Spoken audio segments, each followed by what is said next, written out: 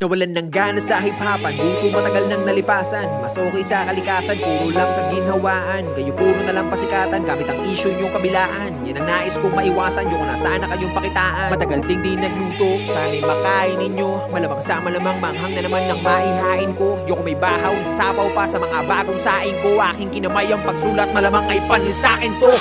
Pinin nyo kahit asikita mga mata, sigurado pa rin mas malaki ang kita ko. Pagkat weak ka bro, pasakit ka pa lang, magaling na ako. Matasintado, wala ding amo, wala El Chapo. Hanggang di man yun na maging magaling na pa rin kayo marating. Pagka makatira, mahihina, puta walang impacto. Hindi na kailangan malasing pa ako, dahil matagal naman nakita bisado. Tumating na panahon, nakarolex na ako habang nakasuot pa din sa iyong diskasyo. Kamusta yung tinatago mong inggit? Di makatigit, pamihado ng misyatong talentado, kasinsado, palit tayo ng estado.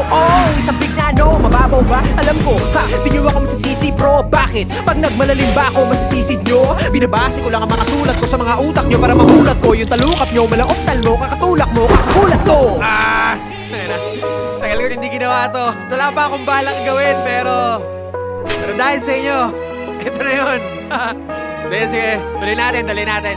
Madaming ayaw sa akin-rapper, matino daw ako masyado. Matagal na po ako nagbago, sawa na ako magpakagago. Dami ng labanan na panalo, pumaldo na rin ang mga bago. Ngayon nasa na yung mga gago, tamang hirit na lamang ba ng balato? Kung inakala ninyo na madali lang lahat ito na gawin, akin ang tatapatin, nasasampalin yung mga pili magaling. Adik sa green, alak na gin, alol ka na, hindi ka natin, laka pa rin, kaya gawin. Hanggang ngayon nakaasa pa rin. Dami yung issue sa eksena, name drop nyo kung may problema. Puro parinig, walang payanig, bukod sa baduy puta OA na. Tama na yung kababawan nyo, mga naunat kasabayan ko. Puro katangahan naman yung pinagdadala nyo ng katapangan nyo. Ako na ako sa Palawan bro, goods na ako sa galawan ko. Kaya sorry sa lahat ng naangasan ko. At sa mga kabataan, pumili ng hahangaan. Patunayan nyo ang salita, kayo ang pag-asa ng bayan. Isa lang ang aral na tinuro sa atin ng panahon ngayon. Kung ano man ang mayroon, di pang habang buhay yun. Kaya huwag nating sayangin ang bawat pagkakataon. Ang salitang bukas, kaya bukas meron pa bang ganun.